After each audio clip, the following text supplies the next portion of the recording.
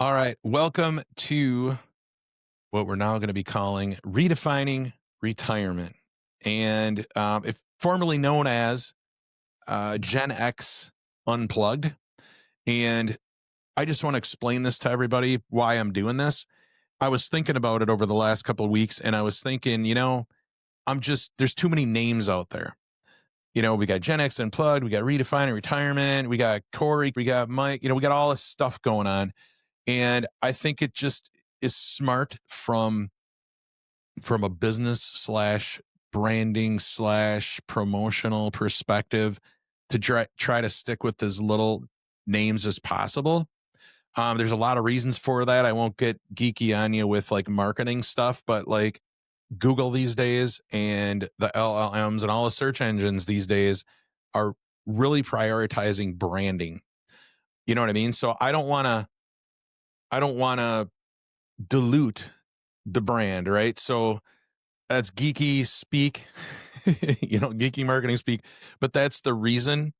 And also too, it's just, I'm going to start distributing this more. I'm going to start adding it to podcast platforms. So yes, right. The only thing I've been doing up to this point is just putting it on YouTube, but it won't be long now. As soon as I get a second or two, I'm going to start distributing it. Riverside is great, by the way, because it makes all this stuff kind of streamlined. I just have to set things up, and then at some point it's going to be able to distribute stuff. So at some point, I would say in the next month or two, we're going to be on Spotify. We're going to be on iTunes or whatever Apple Podcasts. I guess Apple Podcasts used to be iTunes. And You're whatever, definitely showing your Gen X there, Corey. whatever. Yeah. Yeah. And yeah, back in the day when I first started doing podcasts, it was such a crazy feat because I had to first I had to be like, oh, you got a podcast, a show? Yeah. How do I get that? And it's like, well, you got to get your iPod and then you got to connect it to your computer and then you got to download iTunes and then you got to, you know what I mean? It's like this huge thing where now it's like, okay, just hit, go on your app and hit play and you're good. So we've come a long way, but, and even the distribution part. And that's why I wanted to do this. I want to consolidate stuff. I want people when they're like, oh my God, this redefining retirement. I remember hearing that. What is that all about? And then they're going to go to Google or they're going to go to YouTube or they're going to go wherever. Maybe they'll be on, some social network and they'll search and hopefully it will all come to like one point, which is back to the show, back to whatever it is. Maybe they'll end up on my blog and they'll end up on my newsletter. Who knows? But that's why we're doing it. And I just like to confuse the shit out of people too. I really like to do that sometimes, and change my mind a lot. So that's a smaller part of the pie, but well, just to bridge that real quick, Corey, because you are hitting on something there about it's both people and the search engines, right? That is when the brand or the conversation or the topic is scattered and changing, it is confusing to certainly the search engines because it doesn't have that great a context right now, but people too. So I think it makes sense to focus, consistency, kind of keep that umbrella brand. You might have different topics and segments and stuff under that, but it makes sense for people to understand, generally speaking, you're covering topics around redefining retirement. That might mean things about health. It might mean things about, lifestyle, it might mean things about work, might mean things about mindset, whatever, but under this definition. And there's that kind of bracket you're angling towards with the Gen X, but it falls nicely under that umbrella, I think. yeah. And I'm just trying to, stay very locked into a particular corner of the internet, I suppose. So that's the reason for that. Also, the topic of today's show, I thought would be a great way to kind of introduce the whole idea of redefining retirement so we can even further ingrain this into your brain is the 5 pillars of redefining retirement. These are some of the things that I've been kind of thinking about over the last couple of years since I started my newsletter / blog. And it's kind of like I've been kind of whittling it down. Like, what are these pillars? What is my manifesto, right? And that's what we're going to talk about today. Before we talk about that, though, I want you to know that you should subscribe if you're going to really like this stuff. Because if you are somebody who is out there and, you know, my job, I'm thinking like, I read this thing the other day and it says, what do you want to be known for? That was like a really cool epiphany that I had the other day. Caleb, Caleb Ralston, I'll throw it out to him. That's where I heard it from. I'm like, wow, that's really interesting. You give this whole personal branding thing. And I sat there and I thought about it. I mulled over it and I'm like, you know what? I had this really long 5-paragraph thing that I just gushed out when I was on a walk, but I boiled it all down to this: helping people bet on themselves and build a life they don't want to retire from, because that's kind of what I'm doing, and just to refine that a little bit more, I'm going to, I'll help anybody, because I'll talk to a teenager or somebody who's graduated from high school. I'll tell them the same stuff I'm going to tell everybody out here. I might not, tell them about like some of the stuff that us Gen Xer people would talk about. But at the end of the day, help people bet on themselves, build a life they don't want to retire from. And that's really like the core of like what I want to be known for. So that's what redefining retirement is in a nutshell. And that's what we're talking about. So be sure to subscribe wherever you are, because if you're listening to this in the future, you might be on Apple, you might be on Spotify, etc. And always feel free to comment in the comment section below, because we would love to hear what you're thinking. You can let us know if we're full of shit or or whatever, or maybe you got even better ideas, or maybe we should refine something. Totally open to any and all feedback. So be sure to do that. And the last thing I'll say is always check the show notes, because I always got some stuff for you.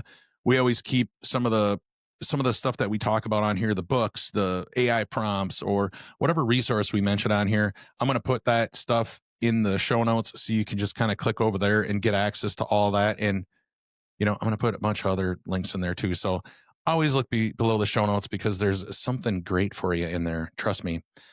So anyway, we're going to jump into it. And just know that, first of all, I apologize for this, the headphones. I don't like to wear headphones, and I feel like super self-conscious about wearing these things. Corey, why don't we just do 2 minutes on that and just air it out? Because like, first of all, man, what you distilled there into your kind of what do you want to be known for is like, that's the reason we're friends, man. Like we are aligned in that mission of like, it is possible to start living life on your terms and be the owner of your life and create a life that just works for you, right? Instead of you working for it. And I think we're super aligned on that. And the other thing I love about talking to you is just like, you are living it. You're out here doing it. You're like, I don't have it all figured out, but I'm willing to take risks. I'm willing to explore. And I think people these days are really appreciating the messiness of it. So if you can just give like 1 minute on just the setup we just went through, and just like, because it's obviously there, right? So like, let's just acknowledge it, that things don't always go as planned, but we got to kind of make it work. Yep. At the end of the day, you just have to start doing stuff, because like today, this is our 8th episode. I've done 6 with you. I've done 2 with other guests, and never had this problem ever until today. All of a sudden, Mike hops on, and I'm like, wait a second, I can't hear him. He's not coming through my speakers. And it's like the only thing he was coming through was my headphones. We rebooted, we did all this stuff, and for whatever reason, I'm just not getting the audio. So I'm like, well, I guess we're just going to have to, we're going to have to move on with our lives. We're just going to have to ship it, right? We're just going to have to go. So yeah, things always go wrong, and you just got to fight through it. Like I'm feeling like super self-conscious about wearing these things, and they're kind of hot, to be honest with you. Like I can already feel the sweat beating up. I'm a sweaty guy too. So, things can get out of control by the time we get it done with this podcast. So if you're watching, forehead jokes and sweaty forehead jokes are more than welcome in the comments if you want to do that. So good. Thank you. Thank you for sharing that, man. I think that's just super important, because I know for me, I would look at people like you that were out there doing stuff, and I'm like, oh yeah, well, he's just not worried about this or that, or he's got this skill and he's just naturally good at podcasting and stuff. And I think it's just really important to like, no, we're figuring things out, and we have these insecurities, and we're just kind of like, one way or another, accepting them, processing them, moving on. And it's like, it's good to hear that, right? Like this stuff is all going on in our minds, and we can still find ways to go forward. And I hope people appreciate the messiness of this and that we're figuring out and we're trying to like live and show that experience that you can get started and it's going to be messy and that's okay. And there's also insecurities and hard feelings involved in it, right? And it's like Yeah. that's the whole trick is like working through that and still staying consistent like in doing it, right? Versus like, this thing messed up and I didn't feel good and I got sweaty and I gave up. Like that's the thing we're all, I think, ultimately trying to work through, right? It's kind of been the topic of a lot of my YouTube videos so far. Like I know I could be doing a better job. I know that my content could be laid out a lot better because I study that stuff. I know what a great YouTube video looks like. When I'm a musician, you're always comparing yourself to the greats that you idolized. You know what I mean? You're like, "Oh my god, there's no way I could be like that guy." But it's like but you're never going to get there if you're going to just not do anything. If you're just going to study it, you know, like the only way Great. I got better at performing at anything, like whether it was music or doing podcasts or doing all the things that I've been doing, is you actually just have to do it. You just have to grind through it. You got to go through the ups and downs and just expect that. And I know as we get older, sometimes you forget what that's like because when you're young, everything's so new and you're just like, oh my God, you know, like life is cool and I got to just do this. And you're just learning stuff. And you get older, you're like, oh shit, here we go again. I got to start over. I got to do that. And it's just like, you know what? You just have to kind of embrace it and just do it. You know, like really that's all it's about. So yeah. So we're sharing it all with you guys. This is we're going to do our best to do that. So, topic of the day is the 5 pillars of redefining retirement. All right. Number 1, entrepreneurship is the new job security. What do you think? Huh? I think one way or another, obviously it's just one person's opinion, but one way or another, I think that's gonna need to get embraced in some fashion. And what I mean by that is the job market. I know the people I talk to are more in the kind of information job market, right? Like, working in corporations, dealing with emails and data and things like that, right? And those jobs are changing dramatically, largely because of AI, but other automation type factors, right?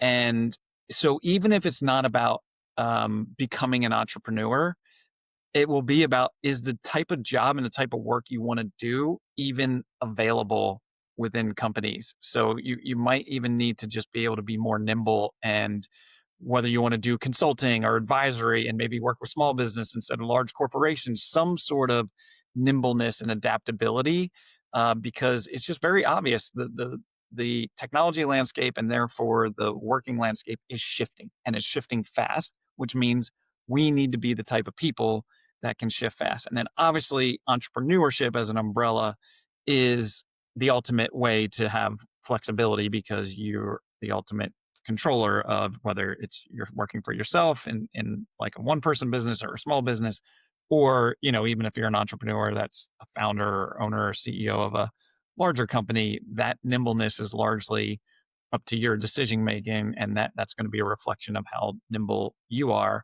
And it seems pretty obvious to me that this shifting landscape of technology and automation is only going to create more change and at a faster pace, which, like I said, I think is going to require us to be nimble and adaptable and resilient in one way or another.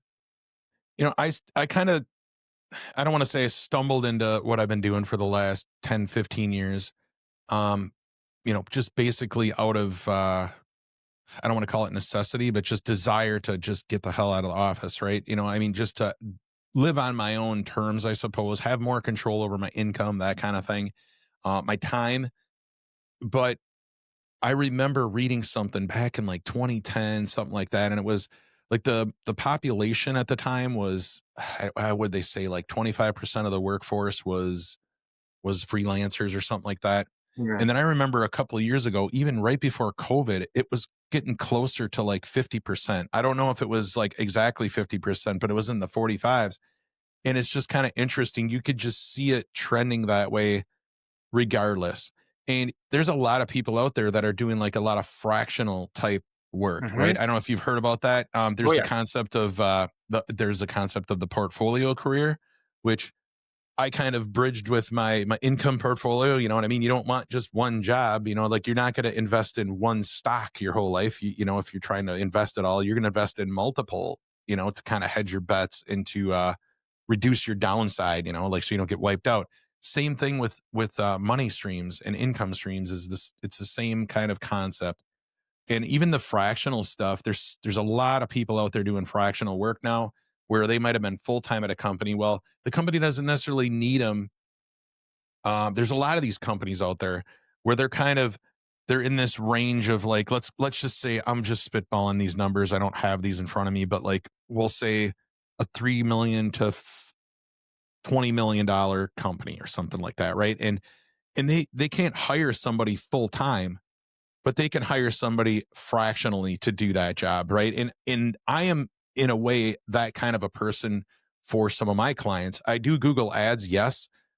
One company, I might be just a member of a team, like I'm working with the marketing manager and their Facebook person, and like we're kind of a team, like in a bigger company. But then there's some of my clients where they literally only have like 4 employees Hmm. and they're not going to hire a full-time marketing person. That's kind of me. Like, right. We're using Google Ads as their one of their main sources of marketing for whatever reason, because it fits their business the best. But I'm kind of like the de facto, chief marketing officer. I mean, it Yes. sounds Yeah. bigger than Exactly. it is, but really I am, right? I mean, because I'm like, hey, we should think about this, or you guys should I'm really, maybe we should be doing more YouTube videos, or maybe we should be posting here. It's just, I always am looking out for like the entire spectrum. And this can go for anything. I mean, you can have a fractional human resources person, a fractional CFO, like the chief financial officers. Like if you're an accountant or a CPA, I mean, I know people that do that too. They have multiple clients and they're an accountant. And I mean, you can almost look at that with almost any job. I don't know if I can be that broad, but you know what I mean? It's just like there's a lot of opportunities out there. Companies need it and we need it as well. So just something to think about. But the bottom line is you need to think like an entrepreneur. Um, the days of just thinking like you're gonna, be an employee for your whole life and it's gonna go good for you are probably over for the most part. There's gonna be exceptions. I think employees are gonna be the exception, not the main attraction anymore. So there you go.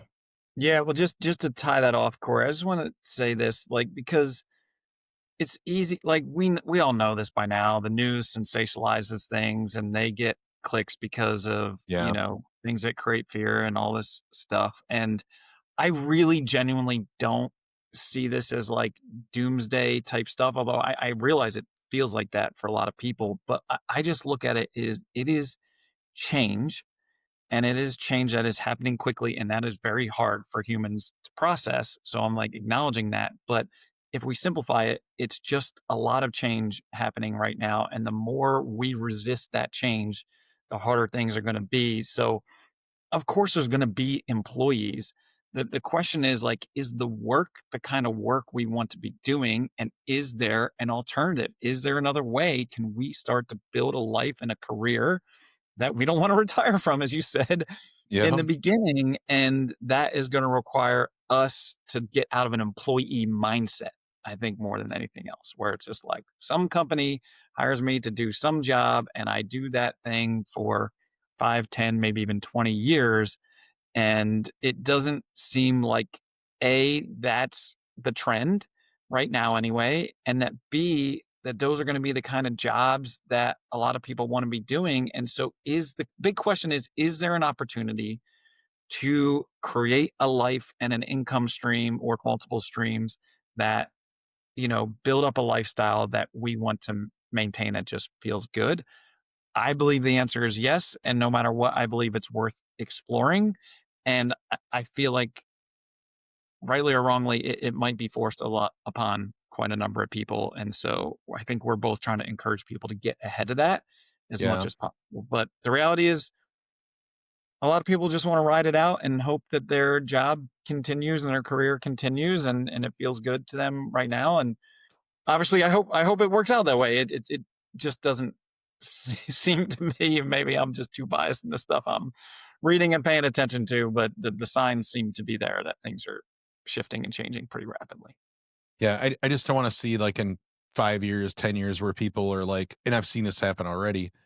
It's like if you've known about this or you know that this is kind of happening and you didn't get out in front of it, so now you're gonna just make a bunch of excuses and bitch that like, oh my god, whatever. They'll blame it on something else, when they probably should have done something. So anyway, we'll leave that alone. I don't want to get all controversial and freaking preachy, so we won't do that. So moving on to number 2, and this one I think is I almost think it's exclusive to older people like us, right? Like I wouldn't put this one on, an 18-year-old's pillars of, redefining retirement, because they just don't have this. And number 2 is experience is your competitive advantage, Hmm. especially in the AI area. Or Yes. era, not area. Era. Can't read. So I think we've probably mentioned this little nugget before, right? What's that like little fable or quote of knowledge is knowing a tomato is fruit, and wisdom is knowing not to put it in a fruit salad, right? Yep. Yeah, that's good. Not bad. I don't think I did hear that, but hey, I'll take it. Okay, so I feel like that's what this is pointing at, right? Is once you're 40, 50 years old, you've obviously just had a lot of life experience, a lot of work experience, a lot of career experience. And I think the more we recognize the value of that experience and just how much, like, I'll speak for myself. So if I, and I did this, like, and consider some myself for a long time, like, I am a VP of sales. And the more I strongly identified with that's kind of who I am, that's my skill set, that's what I'm capable of, then I get more in that box. And if there's less and less VP of sales jobs, I'm less and less marketable, right? Versus what we're talking about here is that entrepreneurial mindset is also about adapting your identity and realizing the skill set. Like, I learned some things about finance, I learned things about negotiation. So it's like I am a person who's had a lot of skill and experience in sales, but I also learned how to adapt. I learned how people think. I learned how to, build relationships. These are all skills that go beyond just the definition of a VP of sales, right?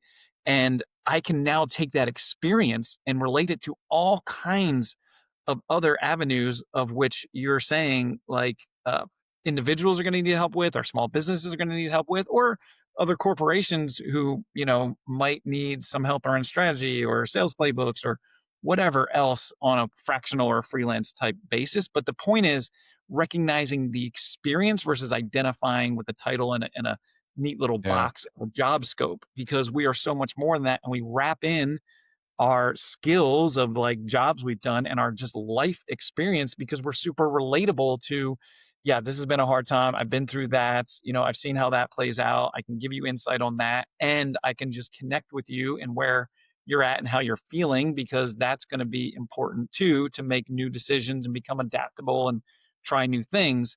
So all that experience, like the more we orient to our experience versus like our title and job description, I think that is going to be super important as we navigate other opportunities and where we have real value and can provide something unique and not everyone can do. And that's where we're going to find our entrepreneurial type path. And even if it isn't entrepreneurial too, I was just thinking that there's this gal, her name is Sarah Blankenship. I hope I'm getting that right. I was just thinking like, oh man, but she runs the Gen X community on LinkedIn. And she had a post the other day that I saw where she helps people like update their resumes so that they, so she had a 58-year-old gal, completely, I'm saying gal a lot today, but somebody that was 58 years old, and she wasn't getting any responses from her job applications or whatever, but she was still doing the resume like she used to, like where like these are my trophies, like I Mhm. did this, I did that, this is the position I had. And she talked about how she just you know reframed the information. So instead of framing it as like all this list of stuff that you did, now instead you kind of craft the skills that you have to the position available, right? It's just the skills, it not necessarily like, oh, I was VP of this or VP of that, because Right. it made her look overqualified in some ways because, it's like, so by kind of toning it down, or at least, so that's an important thing to kind of mention.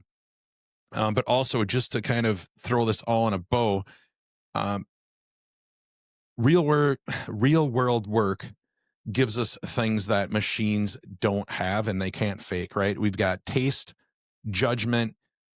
We should be able to ask better questions. Even if we have the machine to help us find better questions, we can still iterate on those to just fine tune them even more. I was talking to a gentleman, a college kid, in the sauna the other day at the Y.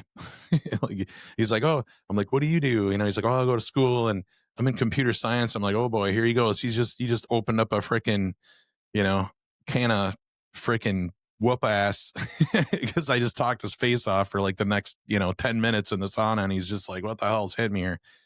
But I was just telling him, I'm like, talking about how, because he's like, "Well, how do you use AI?" And he's really intrigued at how this old 53-year-old guy in the sauna is using AI. And then I'm just like, "I use Claude, I use ChatGPT." And he's like, his eyes were getting wider, like, "Oh wow, this guy, like, what the hell? Who is this guy? He's using all this stuff." But I was telling him about the taste and about the judgment.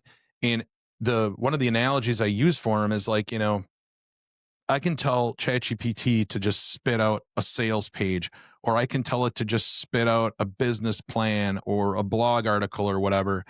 But I can see that it's cringy, or I can see that it's like, that's just not right. That's not how the people I'm trying to get in front of feel, right? They're going to think that's bad. And the AI is not going to know how somebody feels about that, right? It's just spitting out regurgitated copy and text and all that stuff from, like, a giant pool of human knowledge. But it took me to kind of craft it a little bit more, just to make it so it was more relatable. And that's something I think that's always going to be somewhat available. It's going to probably get trickier and trickier to find where that edge is, because AI is only, it's as worse as it's ever going to be. So, but I still think we can do that. One great quote that I found yesterday, I was listening to a podcast. I even put this on my LinkedIn page, and I put the video on all my platforms. But it was this Caleb Ralston guy. Again, I mentioned him. He's like kind of like my freaking, I don't know, man crush or something the last couple days, because his stuff's so good. But he said that AI is going to dominate remarkable. So the only thing we have left is relatable. And the point I made in my short was basically, I used Labor Day weekend as an example, right? I was, you get thrown off your schedule, you get thrown off your routine after you have a 3-day weekend. Now you got a shorter window. And then over the weekend, maybe since you were out of your routine, it meant that maybe I ate a little too much, because I was at a few extra, like a couple parties and, doing stuff outside of the house. So like I'm eating a little too much. Then I, have cocktails one night. So that kind of throws me off my game. And then here you are, all of a sudden, Tuesday morning, you're like, oh, okay, now I've got a condensed work week, right? The whole point of me talking about that on the video is that that's relatable to people, especially if you're like a Gen Xer, and when you overeat or you get out of your routine, or because we're getting older, and beers and cocktails hurt more now. So you can relate to that. The machine doesn't necessarily know that. I mean, we could tell a story about that happening, and it can just regurgitate that. But like, to really like sit there on a camera and look somebody in the eye and go, "Oh my God, that dude totally gets it." So yes, it's going to be able to do exceptional, very well, but relatable is where we're gonna be able to hang in there and keep going. Yeah. So And thought that was a good Corey, one. if I could put a pin in this one from my particular slant, right, which is, I'm all about understanding how your mind works, understanding your mindset, and having this open mind to self-discovery. And I think one of the things we tend to do is dismiss ourselves, criticize ourselves, and diminish what we're capable of, what our experience has been, how much we have. And I don't know if you ever heard of this thing, the curse of knowledge. Have you Oh heard of yeah. that? Yep. Yeah. Made to stick. It's on my bookshelf right over here. Amazing. Is it that one right there? The Yeah. orange one? Bam, right there. So, Okay. So let's maybe refer to that. But, that was really insightful for me to understand this curse of knowledge, which I see plays out in two ways, which is one, when we become so proficient in something, we just assume that other people get it because it's so inherent to us. It's like, yeah, everyone must know this, and and that's like an example of how we just rebaseline or diminish. It's not intentional. It's not even like that critical. It's just a natural phenomenon where it's like, this is so easy to me, so second nature. I don't distinguish it as something unique and beneficial. Where if we've spent a lot of time just consuming content or practicing something that someone else hasn't, that is something, that is an experience, that is a skill, that is something we can share, people will pay to learn from, and we need to recognize that stuff in ourselves. And then the other part of the curse of knowledge is that it can sometimes be difficult to explain and share that knowledge because it's so second nature to us. It's hard for us to recognize where someone else is at in that level of understanding and start to break down that understanding or that knowledge into something they can digest because of where they're at and their level of understanding of it. So there's some work to do if you're going to leverage that knowledge and experience and relatability that we all have. You might have to build some skills around how to break that down and share it with other people so that it becomes a service or a product or an offering or whatever that you can market and sell. But the point is to be aware of this bias, this rebaseline and this normalizing that we do of like this skill I've developed by practicing it and learning about it for 10, 20 years. We just go, oh yeah, but that's everyone knows that. No, they don't. There's 8 billion no. people on this planet, and most of them won't know, the things or you go find an audience of people. The other thing is we surround ourselves. So like I said, I had a sales career. It was easy to look around and go like, yeah, everyone knows this stuff about sales because I was surrounded about sales Yeah. professionals and the people that had gone through the same trainings as me. But there's a whole market of people that didn't have that opportunity to get a corporate training in sales. And they would love to learn from me and understand, what that's like and, the different strategies. So there is definitely a market for our experience. Once to your point, you hit kind of 40, 50 years old, you've got so much more experience, even as like a 56-year-old, because you just did a different job than they did, or someone who's younger and just doesn't have the experience. So there's a market for our wisdom, which is our knowledge and our relatable experience put together. And we got to discover that in ourselves and be willing to share it and put ourselves out there. And that's the hard part. And again, hopefully we're demonstrating how to do that a little bit here. That was a great segue into number 3, believe it or not. Number 3 is what the number 3 pillar of redefining retirement is having a direct line to your audience because Mhm. it's the ultimate asset in a noisy world. And this can go this can be for somebody that's either an entrepreneur or a creator or whatever, and you're out there trying to get in front of customers, clients, that kind of thing, or just anybody you're trying to get in front of. It can also be for somebody that's maybe wants to stick a little closer to the career path, right? The key thing here is to put yourself out there, um, and just put it like you had just said. People don't know what you know, and you have that curse of knowledge. Well, maybe this is a great way to go and explore what you might be missing, and you do that in public, right? You do that on a social platform. You maybe start a newsletter or an email list so that you can have a direct line with people that you know they don't know what you know, but you want to have a direct line with them, right? Because there's a lot of stuff like the job might let you go because they don't need you anymore. But had you been building up like some sort of a blog or a newsletter on the side, or even just some kind of a customer database, a network, your odds of being able to find more opportunities are going to be greater because people have been watching you build in public and put your knowledge out on the web, and they're going to trust you already. You're building up trust. To me is the North Star for anything that we're doing. And that's going to be the key. If you have a lot of people that trust you, that are watching your videos, that are reading your newsletters, that's going to be key, whether you want customers or jobs or anything, right? So, Let me add to this, Corey. I love this concept. I do quite a bit on LinkedIn. You're very active there, and you're building up this YouTube channel and you're diversifying across platforms, if you will. And I know you're big on the newsletter, which is more direct than trusting a platform, because Yep.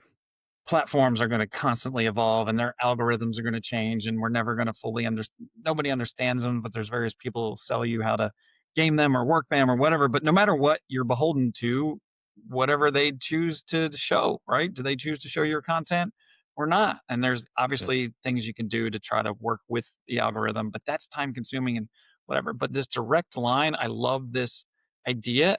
And the direct lines also could be just in your community. How active are you in your community? Like, do Yeah. you do some community service? Are you part of your chamber of commerce? Like, are you involved in the church or whatever it is? And then you can expand that beyond to networking groups. Like, direct lines don't have to be in digital format. And it's most likely, again, this is a super biased one person opinion, but I feel like having some sort of direct line, human, like visible connection, whether it's over Zoom or in person, building that trust, because it's like, I see you. I know you're a real person that exists and has a pulse and has like a feeling to them, and like connecting to that level. I think the more we're trying to socialize and network with people, whether in person or digitally, is the going to be paramount direct line, as you say. And then from that, it's like you could see my content on LinkedIn or whatever platform, and get on my newsletter. So that's a way to keep in touch when we obviously can't see people every day. But like, I really feel networking in some capacity, which is also just community involvement and being part of some community, either online or ideally in person, is going to be paramount. And we're going to seek that out because the digital landscape and the platforms are so noisy, and content's going to be more and more AI generated. And we're just going to want that connection. I think it's built in us. And it's going to be really important. Yeah, it is going to be more AI proof. Even as hardcore as I've been online for the last, 17, 20 years, whatever it's been, um, I still go almost every Thursday to a local networking group. It's kind of like, if you know do you know what BNI is? Have you heard of that, Yeah. business networking? Okay. I, I did a couple of those meetings way back, but, AIM is kind of a, let's say, the blue jeans version of the of BNI, right? Like less strict and all this other stuff. But I still go there all the time. Very few of those people in that group are my customers. But Mhm. the key thing about it is, well, A, it's cool because I get the hell out of the house, right? I have to get out from behind the computer. That's a big one for me. But it also gives me a chance to kind of share my knowledge to, people in front of me. And it's funny because like some of the stuff that I share on there are like just they are like marketing 101, like, just super simple stuff. But it just shows me, it's like they're like, "Oh, I didn't know that." Or when AI was Exactly. coming along and I started just, you know, talking about AI, and are like, "Oh, what's that? Oh, geez, I didn't know you could do that. How do you do that?" And it's like it just kind of starts to show you that you actually know more than you do. And I'm not going to say it hasn't given me clients over the year, because it certainly has, but that's not necessarily been the key feature. But they are all business owners. They're all in the area, and they do all know about you. And if you need something, a lot of times they're gonna be like, "Oh, I know this Corey guy does. I think he does something on Google. Let me put you in touch with him." So it opens up different lines, um, along with all the social aspects of it too. You get out of the house and you just meet people. Very interesting concept, getting in front of people and talking to them. It Well, sounds just on that point, Corey, like it's just super important to me, and I think that. So I like how you said that. It's like you go to this networking group with really no expectation that it's a direct line to more business, but it gives you, like, I learn from every networking group I'm in, like what is top of mind for people, what are they struggling with, what different businesses are working right now, which ones aren't. I just, it also just builds a network, like you say, of just maybe I just need help, like as in support. Like, I am struggling with this. I heard you struggling with that. Maybe we can just like, have a conversation around that. And also helps you build the skill of relationship building and network building and community Mm. building, right? And so just being around more people builds your network effect of like, I can lean on somebody if I need help, or they can refer someone to me if they need help, whether it's just in life or a business opportunity. Like we're going to need to get back to that more resilient community aspect. I believe, again, it's maybe biased in an opinion, but I can't see the downside in working that muscle, building more connections, having a broader community, and figuring out how to relate more human to human, right? When everyone's trying to Yeah. figure out, how do I It's blast you with this or that online? It's like, no, how do I better understand you as a person and better understand how to build a network and build relationships? I think that's going to be an essential skill, and we got to practice that too, right? So network, regardless of like, this is the perfect networking group that's going to buy something from me. It's like, no, it's about giving back. It's about being part of the network. It's about learning, and then it's about building relationships, which is a skill, and we should practice it, in my opinion. amen. So number 4, we already touched on this one a little bit, but play offense with an income portfolio, right? And this is, again, one income stream these days, in my opinion, is a liability. A lot of people, and this is something I've been going back and forth on for the last 10, 15 years, of like all my friends, like when they're like, you just, what? You're not gonna apply for another job. You're just gonna go put your ads on Google. What the hell? How's that gonna work? Like trying to explain this for many years, but they'd always say, isn't that risky?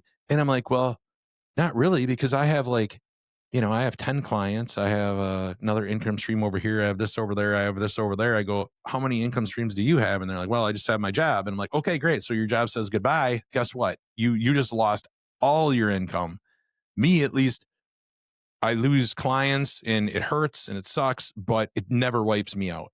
Like I got close a couple times because it just, the stars align in a bad way. But again, that just taught me to be, well, I guess I need more income streams. I need to fortify my portfolio, right? So it's just a huge deal. You need multiple paths, something on the side, because again, your job can come in there tomorrow and say, all right, well, thanks for your service. We'll give you 3 months of, severance like I had. And then after that, it's like, all right, well, good luck out there, buddy.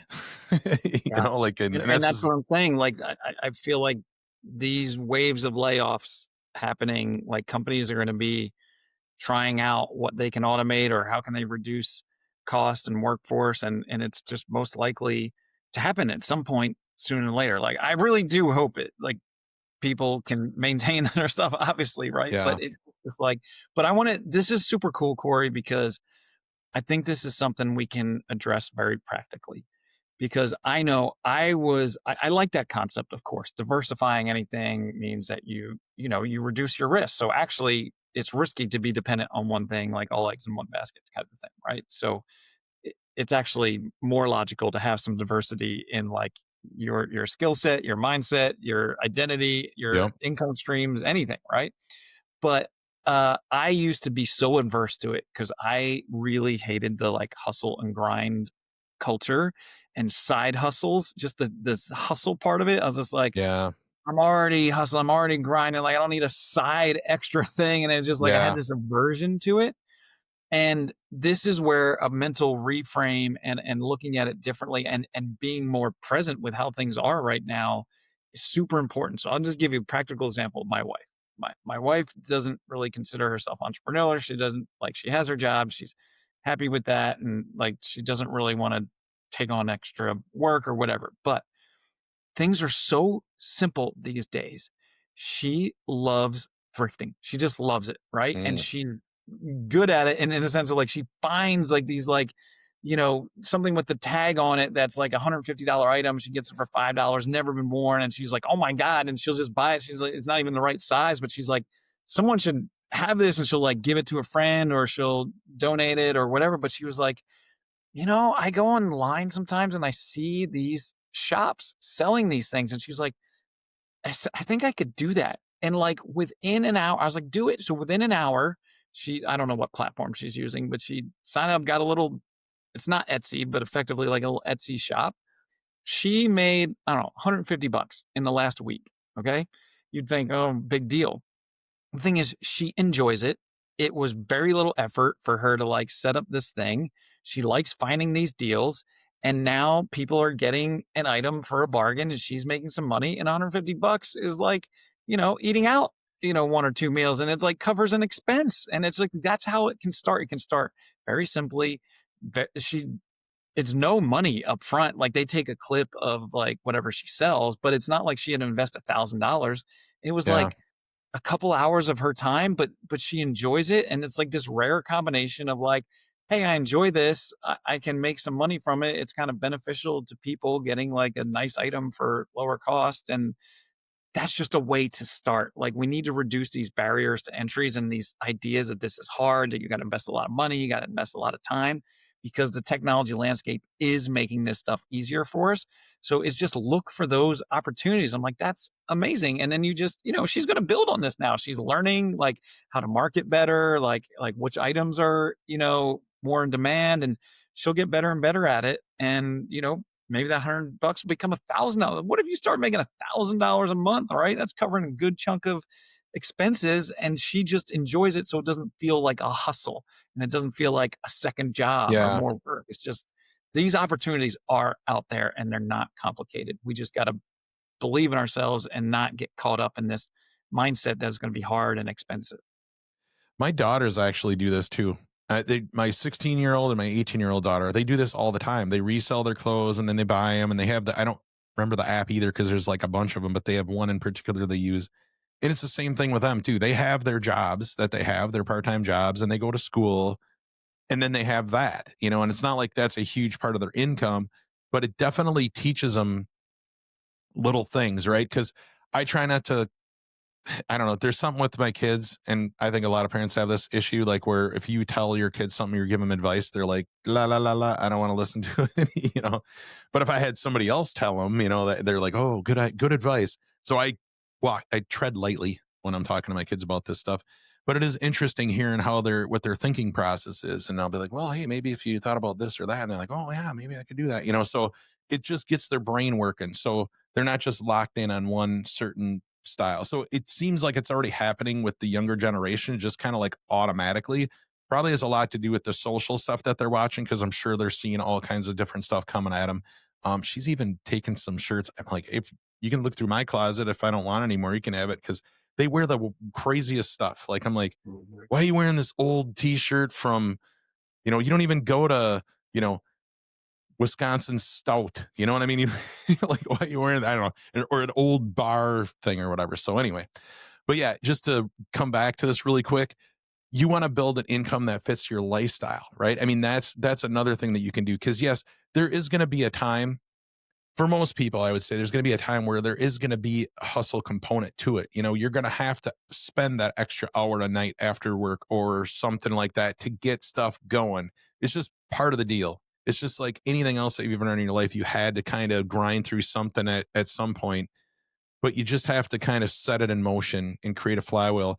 And the one thing for me that I've always, I've done these things, but I've always that how I'm trying to think how to say it, that the pain of getting started almost kind of funnels you towards things that are less painful, right? Like, so instead of like, okay, I can't invest hours and hours of my time in all these different things, so I'm going to have to find income streams that maybe don't require my time, right? They might require my knowledge, or they're more of a set and forget kind of a income stream. Like for instance, I'll just throw like affiliate marketing out there, right? It's like I've been doing that with Riverside.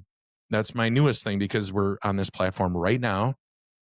I like it a lot. And I'm like, I just jotted down all my thoughts about it. And it's like I created a review. I haven't done it on YouTube yet, but I already put it on my blog.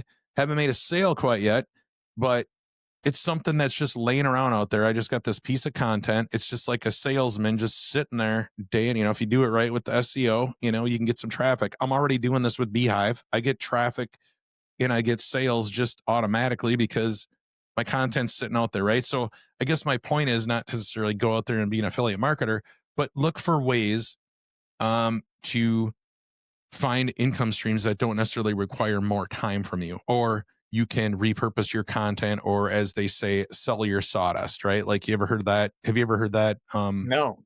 Sell your sawdust. I heard this first from a guy named Jack Butcher. He's a designer, Mm-hmm. a graphic designer. Very, very cool stuff, by the way, if you want to check him out. He's got really interesting portfolio of work. But he talked about selling his sawdust, right? Like, you, if you're like a carpenter, right? Like, you're building something, you put together this great cabinet, woodworker, and then at the end of the day, you're just left with like a bunch of chunks of wood sitting in the corner and a big pile of sawdust. Well, you could turn around and sell that sawdust. There might be people out there, like maybe there's farmers that like they want sawdust for bedding, right? So now you've turned that work. You didn't have to do more work other than The just, byproduct of your work is more sales opportunity. yeah. And that's kind of what affiliate marketing can be, right? Right. Because I'm using Riverside. I'm just jotting down the stuff that I've learned by using it and why I like it. I know there's other people that are going to want to use it because they're going to want to start a podcast. They're going to want to do content in this way. So I'm just putting it out there, right? It's like, am I going to get rich off of it? That'd be great. But, but at the same But time, it's like, the point is, it's yeah, your sawdust. It's a byproduct. It's already there. You might yep. as well leverage, and that's a whole separate topic we won't get into now. But like leveraging, okay, I have some people who are following my stuff, interested in what I'm doing, how I'm doing it. This is the tool I use. I could just say that and not get any benefit from it, but like, why not link to an affiliate and get a link, and it benefits everybody. You get a little clip of money, people get a tool that's useful, and that company gets an extra sale, but the lift that is involved from your time or creativity or whatever is almost nil. So why not take advantage of almost free money, right? And there is so much of this out there. And one of the big reasons behind all the content production and putting this stuff out on LinkedIn, putting this stuff out on YouTube is for that. You've got something that is multiplying your time. I don't have to go face to face with every single person because I got a video that's already talking. Like right now, if you're listening to this, it's like, I'm hoping that you're trusting me a little bit more and you know that I'm not trying to screw you over or try to be, you know, freaking dude at, late night TV show trying to infomercial. What's his name? Billy. What's that guy? Remember? Oh, okay. Anyway, that's the thing, right? I'm multiplying my work. So it's exponential, right? And so that's what I'm saying with that. That's going to kind of come out of you just getting started. And then you'll Yeah. start to look for ways to multiply your time. But if you're just sitting at work, just collecting your paycheck and you're not thinking about this stuff, that's not going to happen. So you got to do something. So let's move on to number 5. We can go into the income portfolio stuff all day long. So we won't. So number 5, this is the last one. And it's kind of like the contrarian one as far as like me talking to people over the last couple years and the last even 10 years, because this all was born out of stuff. But it's like, it's not about quitting. It's about reinventing. And what I mean by quitting is I mean like retirement. Everybody thinks that there's like this pot at the end of the rainbow, like, oh my God, I'm going to get to 65. I'm going to retire. And that's awesome. I'm going to go play golf and whatever it is that you want to do, that you dreamed of doing your entire life. You have to wait. And then you're just going to stop. I don't think that it is about stopping. I think it's like, just find something that you like to do right now. Start looking for it. That's one of the things that I used to tell people when I transitioned in my early 40s. It's like, well, what are you going to do for retirement? I'm like, I don't think I care if I retire, and I don't want to necessarily have to go through a complete reinvention again. So why don't I just look for shit to do that I like to do and just keep on doing that, right? And I always use the example of, does Willie Nelson quit? No. does Harrison Ford? I've seen him in like multiple series last year, and he's still great. He's still doing it. And he's getting up there. So many people out there are doing stuff into their later years. Why? Because they like what they do. It's, they're not like, oh my God, I'm going to retire at 60. Willie Nelson is saying, I'm going to retire at 65 and live on my royalties, right? No, he is still out there putting it out there because he loves what to do. So that's what it's all about, because you want to maintain that. You want to maintain that purpose, like you're doing something.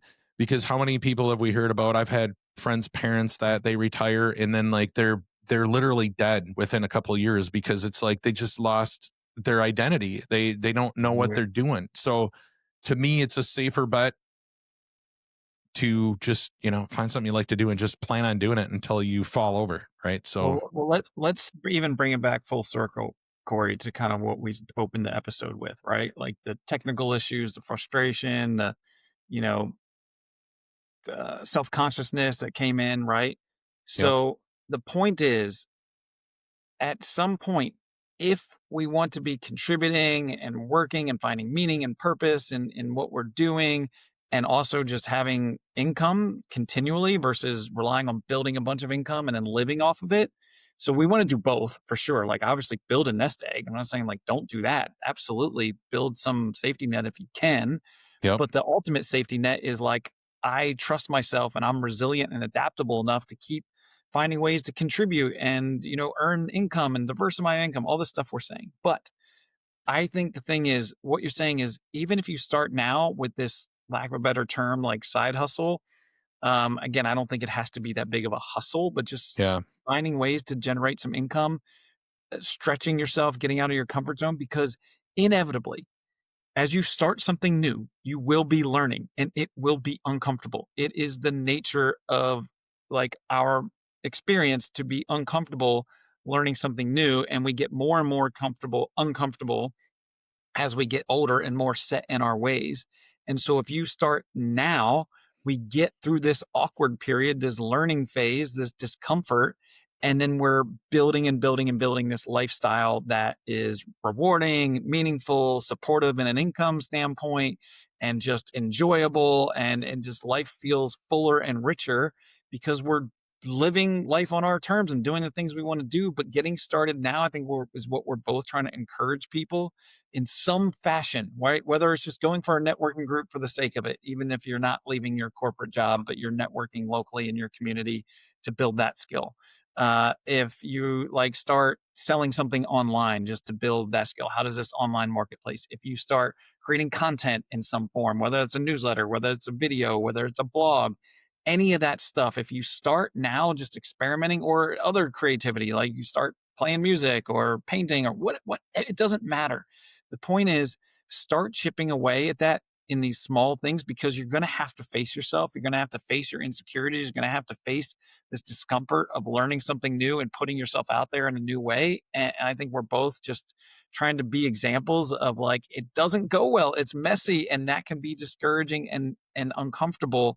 And the sooner we start to chip away at that little by little, it'll be far easier than like one day if you're like 60, 65 and confronted with, okay, my job is ended, my career is fading because the thing I did is just not any longer in demand, or there's too much demand for that position, and I'm effectively forced to reinvent myself if I still need income or just want to feel purpose through my contribution or providing a service or whatnot. When you go to start something new, you're gonna have to have headphone technical issues and like, oh my God, this feels so hard, and that's gonna happen. And I guess we're just trying to help encourage people to take these little steps now versus get confronted with it out of like desperation and no other choice. And unfortunately, I think that's just likely to happen for some people, but we're just doing our best, I think, to be encouraging and show people another alternative and an option, and to take things step by step. and I should just say something before I have like a bunch of financial planners, jump in the comments and start hammering on me like, what do you mean? Like you need to have this and that. I'm like, I am not saying don't have a 401k, don't have an IRA. I'm not saying any of that. Keep doing that. Keep dripping money into that, or if that's available to you. If it's not, then it's even more important to do what we're talking about. But if you have that, that's great. That to me is something that I always I have the Gen Exit Playbook. You can get it for you can get it for free on redefiningretirement.io. but it's the first thing that I wrote for my blog was like, okay, this is my philosophy. Okay, I use the analogy. I'm a big football guy. Go Vikes this week, opening weekend. Can't wait. But I use football as an analogy, right? You have a defensive side. That's what your 401k is. That's what your IRA is. That stuff is just, you just put money into that and it's going to just build on its own and kind of hang out, right? That could also be part of the sawdust, right? I mean, in some way. But again, you need to play offense. And I always tell my wife that. I'm like, you know what? You take care of the 401k stuff. You take care of the finances. I'm going to go find more money. I'm going to grab my spear and head out into the woods and look for wild game. You know what I mean? But you stay here and monitor the homestead. That's the way I look at it. And that's the way I still think you can look at it. Doesn't mean you shouldn't have that. So, because I've had those guys say stuff to me over the Corey, years. again, I really hope I'm not creating or seeming like I'm feeding into doom or gloom, but I'm just trying to be practical. Like, there is potential with 401ks and other investments that, when it comes time to retirement, there could be some sort of crash or some like event.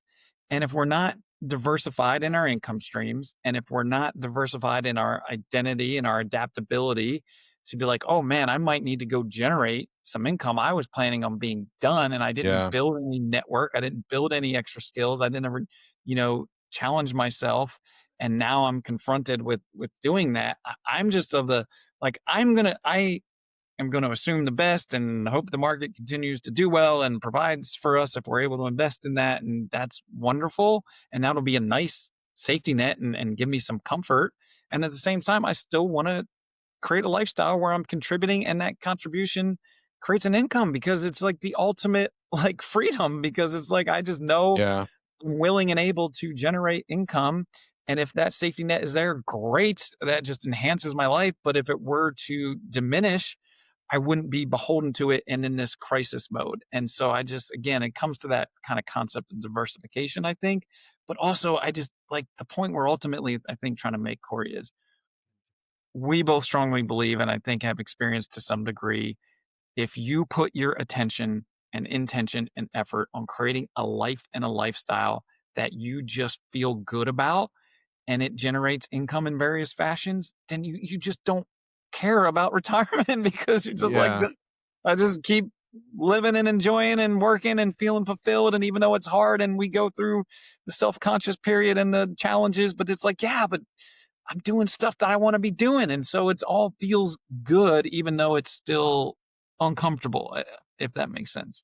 Yeah. Just make it a part of your life. And then you won't have to necessarily concern yourself with it. And this doesn't mean, it doesn't mean that you're going to have to kill yourself every day until you're 90 years old, right? No, If that's you not can what it's put, about for sure. if Yeah. you can put yourself in a situation where, you know what? Because to me, I define work slightly different, right? Like, work to me is something that I just really don't want to do. Like, for me, there's certain parts of my job as an entrepreneur that it's like, oh my God, I got to do that. It's the beginning of the month. I got to do this, this, and that, right? These tedious finance things that you got to do. Like, sure, there's a accountant out there that likes to do this shit. I do not, but I have to do it, right? So that to me is work. That's only a couple hours a week, if that I have to do that, right? And maybe I And will won't have most to in the likely be future. solved with some Yeah, like, sort of technology, right? If not yeah, already. what we're doing right now, I don't think of it as work. I'm like, oh my Amazing. God, I gotta freaking talk to Mike on a podcast today. It's just, oh, what am I gonna do? How am I gonna get down there? But yet, this could in some way generate income at some point, right? They sign up for my blog, they whatever. I mean, for you, it could, somebody could hear you and like, oh my God, Mike, he's a freaking genius. He's gonna change my entire trajectory of my life from a consultation, right? And he could end up being a great customer, that kind of thing. So we're just putting it out there. And And that's kind of and how you start Corey, to think for about me, it. I just this is like getting out of my comfort zone. Like 2-3 years ago, I would have never signed up for this. I would have been terrified, but I worked on this stuff, and it's been years, right? This is I think Yeah. our point too, is just like chip away at this stuff. Get comfortable putting yourself out there in some, whether that's the local networking group or doing some podcast you're going to put on YouTube, or it doesn't matter. But like, if we're retreating and dependent on just one single thing and one single identity and one single skill set, I think it's just going to be challenging in this world that is adapting, evolving, and like rewarding more risk takers and entrepreneurial type thinking. And so we're just encouraging people to get out there and try it. Hopefully they're seeing us be goofballs and make mistakes and being awkward and like, equipment failure and all this kind of stuff. It's like, yeah, okay. Like, and that is, it creates some anxiety and some stress, but it's like, if I don't find ways to learn to be with that discomfort, overcome these obstacles, then I'm less resilient, and I just want to be resilient. And so I want to face fears, get into discomfort. And I really, really hope we're encouraging people, Corey, because I just think it's going to be important. Entrepreneurship is very similar, almost identical in some ways to fitness, right? They always say Yeah. like, fitness happens in the gym, weight loss happens in the kitchen, right? Like I don't want to not eat everything. I don't want to go on a 5-6 mile run, but I know I'm going to feel better after I do it. You know what I'm saying? I Yeah. know that I'm going to go to the gym and it's going to feel better because I did it. I know I'm going to feel better because I didn't just pound, how many, whatever. I didn't overeat on a certain day. It's very similar, right? It is kind of work to track my calories and to track, I track my macros, all that shit, right? It's like I do all that stuff, but that's what makes me feel better. Because if I don't do it, I'm going to feel way worse. And I kind of feel like this, what we're talking about here has a lot of parallels to it, right? You can sit there and not do it. It doesn't feel good to do that stuff. But also on the flip side, there are days when it's awesome to go for a run. Like it's just like we're starting to get some little fall weather kind of rolling in the last couple of days. And it's like, as much as it sucked a month ago when it was like, 100% humidity outside, was as great as it was last Saturday when I went for a run for 6 miles. It's like, I'm like, geez, I could keep running. I didn't, but I'm like, I'm just rolling through. I'm But kind of you've built up meandering through the that town. you've built up that capacity, and you've Yeah. built up that tolerance, and you've built up the ability to keep going if you wanted to. And that's, I think, a key theme that we're trying to convey here is like, if you start and you start to build the conditioning, right, and you start to build the effective like business entrepreneurial cardio around it, Yep. right, Yeah. then you can do more things and go for longer. And then you don't have to be so worried about, retirement and what to do then. And, are you going to be financially secure? You're secure in your ability to do hard things. You're secure in your ability to reinvent yourself. You're secure in your ability to provide value in various ways. You're secure in yourself and trusting yourself that you will figure things out because you've experimented and done hard things and faced insecurities and dealt with discomfort. It's like, if we avoid that stuff, it might, work against us at some point. And again, I hope this comes across as just really supportive and encouraging. So just try and like little micro steps, something of interest to you and something new to you and something that builds network, builds community, and, might turn into an income stream one way or another, even if it's $50 a month. It's something. Yeah. Give credence to that. It's a starting point. And who knows where that takes you, because you learn things, you meet people, you learn new systems, new technologies, new skills. That's super important in life, and ultimately can be the stepping stone to building a life you don't want to retire from, right? Yeah. And man, I feel like I'm going to lean into this fitness one a little more when I describe this in the future, because it really is a good analogy. I had to run 1 mile before I could run 6 miles, Exactly. and it's like, and definitely that feeling, I think everybody can relate to that too. That you got to put in the work to feel better. I know I don't want to go swimming on Tuesdays a lot of times. I have to force myself to get to the pool and jump in it and be cold for the first 5 seconds or whatever it is till I start getting to go. And then I get into it and then I'm going, right? But I feel so much better after I get done. And I think everything we talked about today is very similar, almost identical to like fitness, but for your finances and your well-being, that way. So with all that, holy smokes, man, I was sitting here, I came into this podcast thinking like, you know what? let's try to keep it around 45 minutes. Cause I heard the other day that like that was like the optimal drive time, that you want to shoot for. But, Maybe we'll get you know, there, man. You know what I yeah, mean? well, That's the point. yeah, We're baby starting. steps, Yeah. baby steps. So, yeah. So anyway, there you go. Those were the five pillars of redefining retirement. Now everybody's gonna be like, oh my God, has he got two? He's hiding from us. No, I'm not doing it. But five Stay pillars of tuned redefining for the retirement. secret to your next episode. Yeah. Yep. You never know. I don't know. So yeah. So last thing, Mike, tell us where people can find you and what you can do for them, and we'll start wrapping this puppy up. Yeah, thanks. I'm Mike Buccialia. I am the founder of MindWorks. You can go to my website at mymindworks.com, but it's WORX. And I help people with this. What I say is, so my MindWorks is a coaching program of self-discovery, finding out what's in your way, what's your cause of resistance to building a life that you want to enjoy, taking on new challenges, taking risks, everything we're talking about here, and figuring out like where is the resistance to trying something new, and ultimately about developing that will to put yourself out there. There are plenty of other people that are going to work on the skill part of things, but I help people discover where is the resistance to the willingness to try something new. Let's unblock that and have you building a life that you don't want to retire from. There you go, man. Saying that really well now. I'm glad I found that North Star.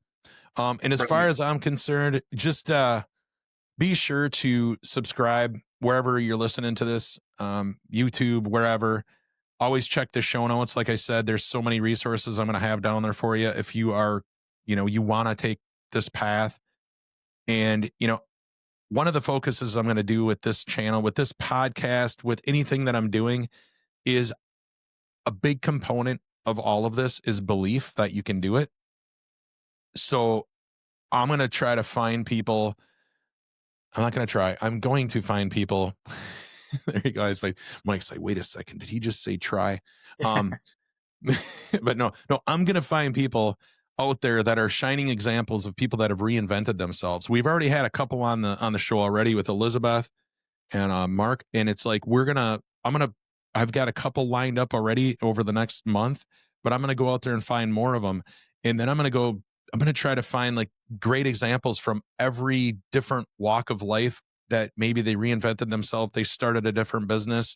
I'm kind of doing it in a roundabout way because I'm going to try to marry my marketing knowledge with helping those types of people with their businesses so that I can both have them for an example for any of you out there that are thinking about reinventing themselves at this point or just starting some side stuff, but also to just show you what's possible and then share any knowledge that I have that might be helpful to you. So that's a really rough idea of what's going to happen, but definitely you're going to want to subscribe if you want to participate in that whole Love it, man. mindset. So there you go. What Check about it you, out. Corey? What I think you mentioned it through the episode, but how can people find you and where's a good place to go find more about redefining retirement? Well, always look in the show notes. I'm going to have something in there for you. But if you just want to just go right to it, you can go to redefiningretirement.io. And that's going to kind of start leading you down the rabbit hole.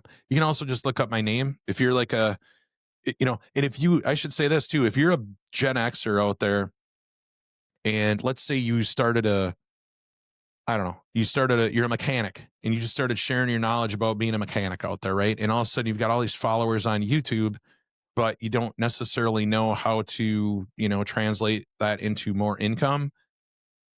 Look me up because I'm looking for people like that. Maybe you have a crafting site or whatever. And let's just say you have, thousands, maybe 500,000 subscribers. And you're like, oh my God, if YouTube turns me off tomorrow, I don't have any income, right?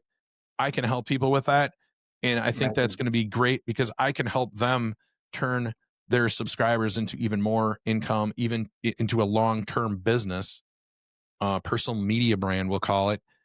But you're also going to be a great example that I can share with everybody on this show, right? Because this person, this mechanic, this crafting person, they went out there and they put themselves out there and now they've got people following. They got this audience, right?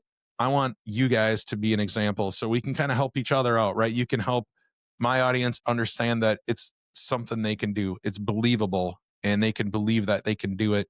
But also I can help you figure out how to turn, your YouTube channel into something more than just a YouTube channel. So anyway, that is a really long outro. So that will do it for today, everybody. Thank you. Subscribe, comment, whatever. You know Get what to do. involved. Yeah. All right. Thanks, So Corey. anyway, have a good one. Talk to you next time, Mike. Good luck out there.